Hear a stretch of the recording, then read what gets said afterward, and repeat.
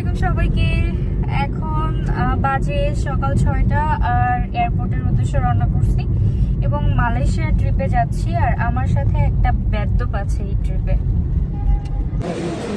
Money exchange করে আনে নাই মিরাজ, এখন আমার এখানে দাঁড়িয়ে থাকতে হচ্ছে। মিরাজ টাকা কত সময় ইমিগ্রেশনে? 1 ঘন্টার উপরে, 1.5 ঘন্টা প্রায়। 1 ঘন্টা 40 মিনিট। 1 ঘন্টা 40 মিনিট। এখনো আমরা ইমিগ্রেশন শেষ করতে পারি নাই। পাসপোর্ট আটকায় রাখছে।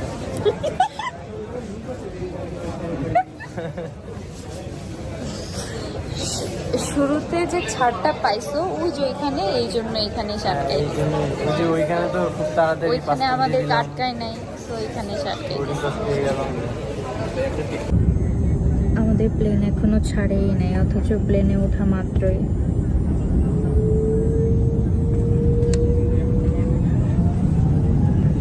ওই কি করতেছিস তখন থেকে? আরে ওই যে সিট বেল্ট বেঁধে নিচ্ছে, কারণ এখনই আমরা মালয়েশিয়াতে ল্যান্ড করতেছি, তো সাবধানতা তো অবলম্বন করতে হবে। হ্যাঁ, আপনি তো একদমই সাবধান না। আমার সিট বেল্ট অলরেডি আরো এখন ই করলো, তার মানে কি ও অসাবধান, এই জন্য ওটা খুলে আমি ফেলছিল। যাচ্ছিলাম যে এখানকার যে আছে না, সে এসে সে আমাকে আচ্ছা, মানে এত সুন্দর, মানে কি একটা অবস্থা। যারা যারা এখানে জব করে সবাই আসলে যার যে ক্যারেক্টার সে কিভাবে বদলাবে, ও তোকে এখানে এসেও মানে সবাই অনেক সুন্দর। হ্যাঁ, ওরাই সুন্দর। ছেলেগুলো সুন্দর না? আছে, ছেলেগুলো সুন্দর না? আছে। তো এখন আমরা আছি মালয়েশিয়া এয়ারপোর্টে এবং অলরেডি আমাদের চেহারার অবস্থা বেহাল। এখনো ইমিগ্রেশন ফেস করি নাই, সো মালয়েশিয়া আরো ঝামেলা ফেস করতে ইমিগ্রেশন ফেস করতে যাচ্ছি।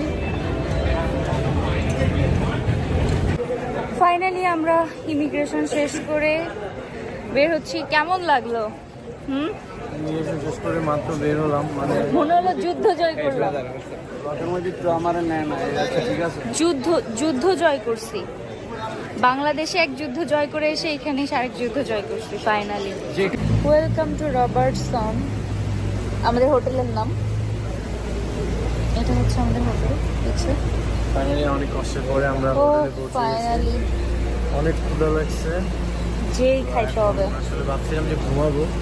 এই যে আমাদের ডিরেক্টর ভাই চলে আসছে। হাই